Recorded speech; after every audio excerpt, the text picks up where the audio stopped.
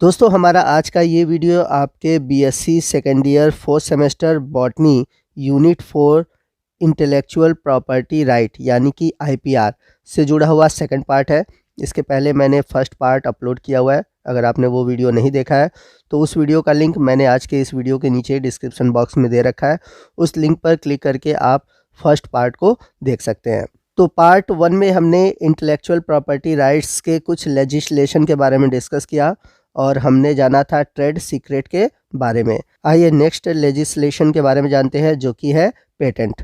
तो पेटेंट क्या होता है? पेटेंट एक ऐसा राइट्स होता है जो कि गवर्नमेंट द्वारा किसी इन्वेंटर को दिया जाता है। तो यदि आप कोई भी प्रोडक्ट बनाते हो तो उस प्रोडक्ट का न तो कोई इमिटिएट कर सकता है यानी कि कॉपी कर सकता है, न ही कोई उसको मैन्युफैक्चर कर सकता है, न तो कोई उसको यूज़ कर सकता है और न ही उसको सेल कर सकता है।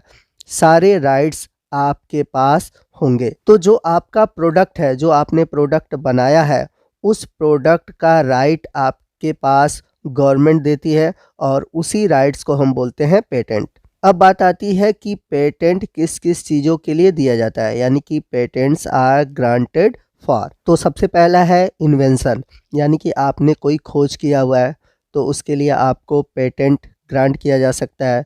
इसके अलावा कोई इनोवेशन है या फिर आपने किसी वैरायटी में इम्प्रूवमेंट किया हुआ है, यानी कि पहले कोई वैरायटी थी, आपने उस वैरायटी में चेंजेस करके उसको इम्प्रूव किया हुआ है, तो वो भी आप पेटेंट करा सकते हो। थर्ड, किसी प्रोडक्ट का प्रोसेस है या फिर प्रोडक्शन है, आपने जो प्रोडक्ट बनाया हुआ है उसका आप पेटेंट ले सकते हैं। या फिर आपने कोई कंसेप्ट दिया हुआ है उसको भी आप पेटेंट करा सकते हैं। अब नेक्स्ट बात आती है कि पेटेंट के लिए क्या रिक्वायरमेंट है। तो सबसे पहला है नोवेल्टी, यानी कि आपने जो भी नया चीज़ बनाया हुआ है, ठीक है, वह पहले से मौजूद नहीं होना चाहिए। इसके बाद सेकंड आता है इन्वेंटिवनेस, यानी कि आविष्कारशीलता। तो जिसने आविष्कार किया है वह इस कला में निपुण हो और उसको इस इन्वेंशन के बारे में पूरी तरह से जानकारी होना चाहिए। इसके बाद थर्ड है इंडस्ट्रियल एप्लीकेशन एंड यूजफुलनेस। तो जो भी प्रोडक्ट बना हुआ है, ठीक है ना, जिस वस्तु का हमें पेटेंट कराना है वह इंडस्ट्रियल रूप से अप्लाई हो, यानी कि इंडस्ट्रियली उसका यूज़ किया जा सके, और जो नया प्रोडक्ट बनाया गया है वह आने वाले समय में या फिर तुरंत लोगों के लिए या फिर समाज के लिए वो उपयोगी होना चाहिए। फोर्थ है पेटेंटबिलिटी, यानी कि पेटेंट की योग्यता। तो पेटेंटबिलिटी क्या है? पेटेंटबिलिटी ये कहता है कि आपको जिस वस्तु को पेटेंट कराना है, ठीक है ना, तो वह वस्तु मौजूदा समय में उस नियम का पालन करता हो, यानी कि वह वस्तु पेटेंट की योग्यता रखता हो।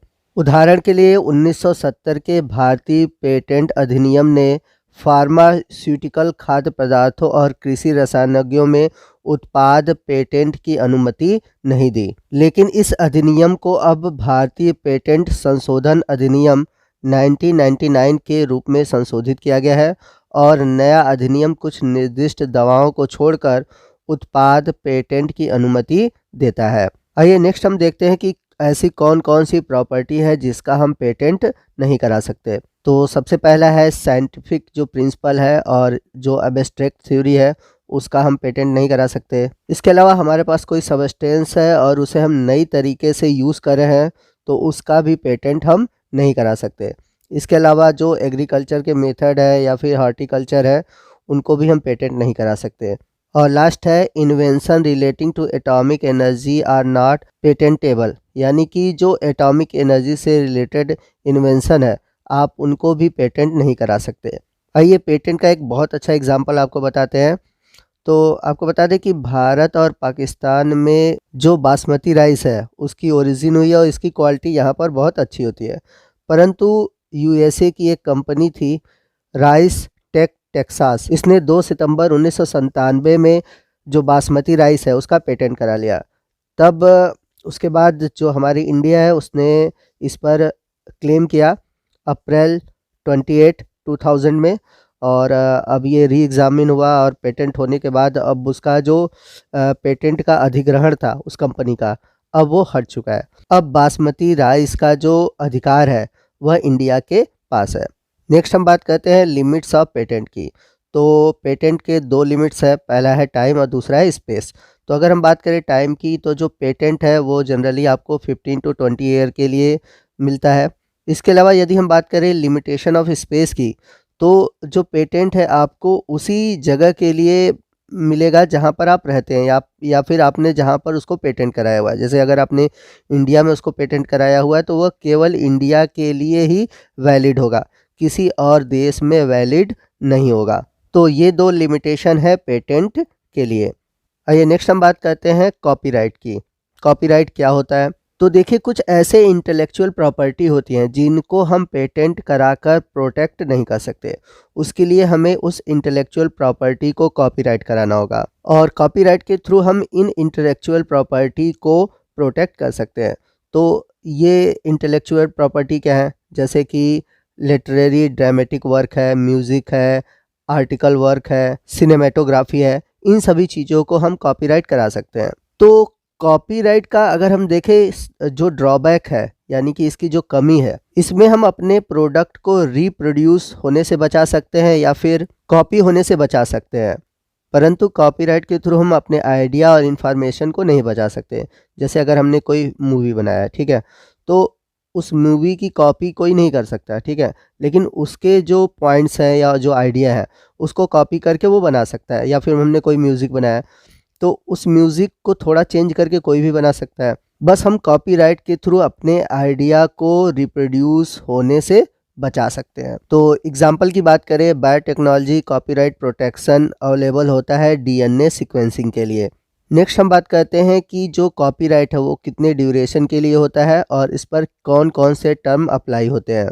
तो अगर हम बात करें ओरिजिनल लिटरेसी की या ड्रामेटिक की, म्यूज़िक की, आर्टिस्ट की, या आर्टिकल कोई वर्क है, ठीक है, तो उस पर लाइफ टाइम कॉपीराइट मिलता है and 60 year counted from the year following the death of the author. आइए नेक्स्ट हम देखते हैं कि हम कौन कौन से इंटेलेक्चुअल प्रॉपर्टी को कॉपीराइट कर सकते हैं। तो सबसे पहले है लिटरेरी और ड्रामेटिक वर्क, फिर है musical work, artist work, cinematic film, sound recording, photography, या फिर कंप्यूटर जनरेटेड वर्क। आइए नेक्स्ट हम बात करते हैं प्लांट वैरायटी प्रोटेक्शन। देखिए, यहाँ पर मैं आपको बता दूँ कि इंटेलेक्चुअल प्रॉपर्टी राइट्स के अंतर्गत ये सीधे सीधे मेंशन किया गया है कि आप किसी भी नेचुरल प्रॉपर्टी को या फिर नेचुरल प्रोडक्ट को हम कॉपीराइट या फिर पेटेंट नहीं करा सकते। तो आइए अब देखते हैं कि प्लांट वैरायटी प्रोटेक्शन क्या है। क्योंकि प्लांट वैरायटी भी तो नेचुरल है, तो क्या होता है, जो भी नेचुरल एनिमल ब्रीड या जो भी नेचुरल प्लांट वैरायटी बनते हैं, तो जो प्लांट ब्रीडर्स होते हैं या फिर जो साइंटिस्ट होते हैं जो कि उस पर वर्क करते हैं, अपना साइंटिफिकली स्किल यूज़ करते हैं और इस तरह से वे एक नई प्लांट वैरायटी या फिर एनिमल ब्रीड बनाते हैं। तो इस नई प्लांट वैरायटी को प्रोटेक्ट करने के लिए जो राइट होते हैं उसे हम बोलते हैं प्लांट वैरायटी प्रोटेक्शन। तो ये जो प्रोटेक्शन है ये सबसे पहले यूएसए ने अप्लाई किया था और इसमें 3 एक्ट थे। तो इसमें सबसे पहला था द प्लांट पेटेंट एक्ट 1930, जो कि एसेक्सुअली प्रोपोगेटेड क्रॉप के लिए था, ऑर्नामेंटल और फ्रूट ट्री के लिए था। इसके बाद आया था plant variety protection act of 1970। तो इसी यूएस वर्जन यानी कि इसी एक्ट को इंडिया में अप्लाई किया गया है, इसमें मॉडिफिकेशन करके, और इंडिया में इसे कहा गया है plant variety protection and farmer right. और इसके बाद एक और एक्ट बनाया गया था द यूटिलिटी पेटेंट एक्ट 1985। आइए नेक्स्ट इंटेलेक्चुअल प्रॉपर्टी एक्ट को देखते हैं, जो कि है जियोग्राफिकल इंडिकेशन यानी कि जीआई। तो जैसा कि नाम से ही इंडिकेट हो रहा है कि कोई प्रोडक्ट हो जो कि उसके लोकेलिटी, उसके रीजन या फिर उसके टेरिटरी को रिप्रेजेंट करता है, उसे हम बोलते हैं जियोग्राफिकल इंडिकेशन। तो आइए देखते हैं कि जियोग्राफिकल इंडिकेशन में हम कौन कौन से प्रोडक्ट को इंक्लूड कर सकते हैं। जैसे कि एग्रीकल्चरल गुड्स है, नेचुरल प्रोडक्ट है, मैन्युफैक्चर्ड प्रोडक्ट है, या फिर गुड्स ऑफ हैंडीक्राफ्ट है, या फिर फूड प्रोडक्ट है। इसमें ध्यान देने वाली ये बात है कि इसमें हम किसी भी इंटेलेक्चुअल प्रॉपर्टी को इंक्लूड नहीं कर सकते। इसे केवल हम agriculture goods, natural product, manufacture product, goods of handicraft या फिर फूड प्रोडक्ट के लिए ही यूज़ कर सकते हैं। इंडिया में अगर हम बात करें जियोग्राफिकल इंडिकेशन की, तो ये जो एक्ट था वो आया था 1999 में, और ये फर्स्टली जो स्टार्ट हुआ वो हुआ 15 सितंबर 2003 में। तो सबसे पहले दार्जिलिंग टी को जीआई के अंतर्गत 2004 और 2005 में इंक्लूड किया गया था। इसके अलावा और भी बहुत सारे फूड प्रोडक्ट हैं जो कि जीआई के अंतर्गत इंक्लूड किए गए हैं। जैसे हम बात करें बीकानेरी भुजिया, और जो कि राजस्थान का है। इसके अलावा जो बनारसी साड़ी है, ठीक है ना, तो ये सभी जो है ये जीआई के अंतर्गत टैग किए गए थे लगभग सितंबर 2010 में। तो इस तरह से आप देख सकते हैं कि जो जीआई है यह किसी स्पेशल लोकेलिटी, टेरिटरी या फिर स्पेसिफिक प्लेस को रिप्रेजेंट करता है। अगर हम बात करें इसके ड्यूरेशन की तो ये भी जनरली 10 ईयर तक रहता है, और 10 ईयर के बाद इसे फिर से हमें रिन्यूअल कराना पड़ता है। तो इस तरह से हमारा आईपीआर से रिलेटेड ये टॉपिक ख़त्म होता है। आपको आज का ये सेकंड पार्ट कैसा लगा कमेंट करके ज़रूर बताइएगा। वीडियो अच्छा लगा हो तो वीडियो को लाइक और शेयर करना मत भूलिएगा, और कोई भी डाउट हो आप हमसे कमेंट करके पूछ सकते हैं। तो दोस्तों मिलते हैं अगले वीडियो में अगले टॉपिक के साथ। तब तक के लिए जय हिंद, जय भारत।